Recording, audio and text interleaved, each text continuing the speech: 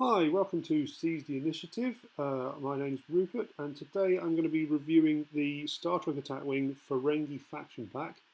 You might have seen in a previous video I did an unboxing of it. Apparently that went down quite well, so I'm just going to talk about the pros and cons of the pack itself. I'm not going to be doing an individual review of all the cards. If there is demand for that, then I will do that. However, that's a lot more involved than what this is. This is to do with the production values, essentially. So I'm going to talk about the pros first, and then the cons, and then I'm going to give a bit of a conclusion of it, and then a score out of 10. So let's actually start the review. So in the pros, my first thing is that it's very cheap. In my local store, it costs £28, which compared to buying 4 individual booster packs for Attack Wing, which would be £48, you're saving about 20 quid, which is pretty good. For especially for new players, that's excellent. The kit itself is really great, I think. So, which leads into my second point, really, which is that it's a huge improvement to the faction. In my opinion, the Ferengi were almost unplayable in the previous edition, and additions like the Gold Press Platinum rules, combined with a significant points drop, which has been across the whole game, but it really felt sort of well placed in this pack. Really made them playable, made them fun. So that's really a great point because I love the Ferengi. I think they're a brilliant thing in Star Trek. The paint jobs are good, which is my third point. Um, Previously, there's been a bit of notoriety with Attack Wing that paint jobs really haven't been good, especially with the Klingon and Ferengi models, which are included in this pack.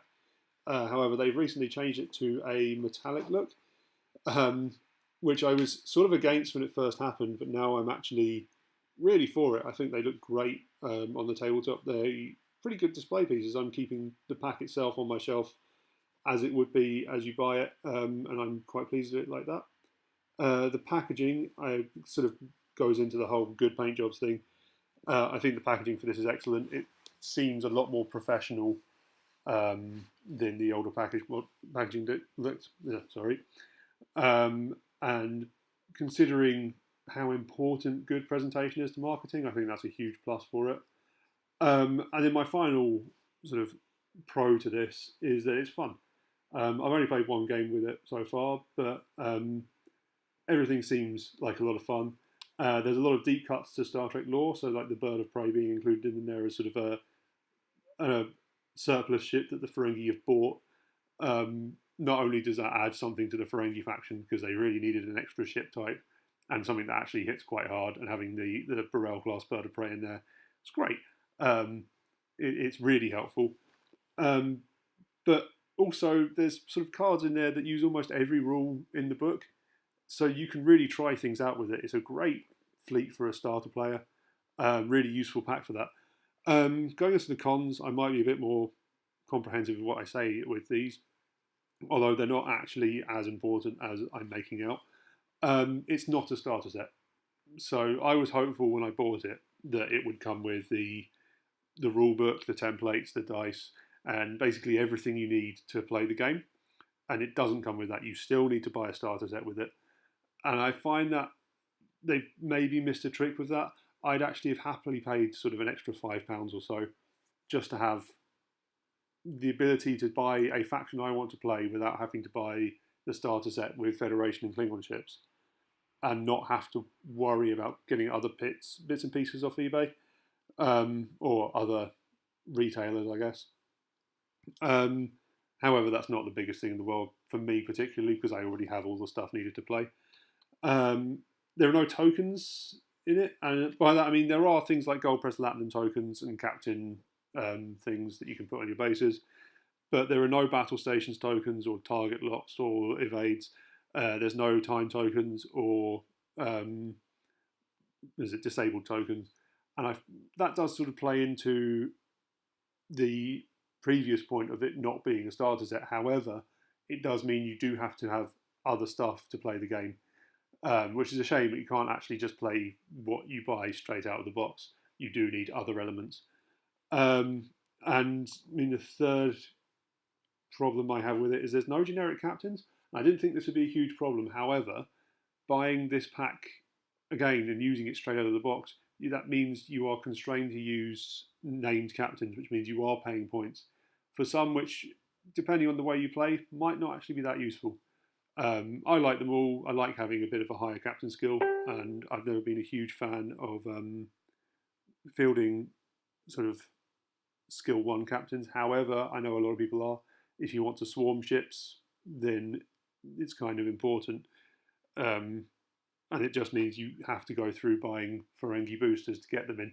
I haven't got the recent card pack for them, so I don't know if they have generic captains in there at all. But I would hazard a guess that they don't, which is a shame.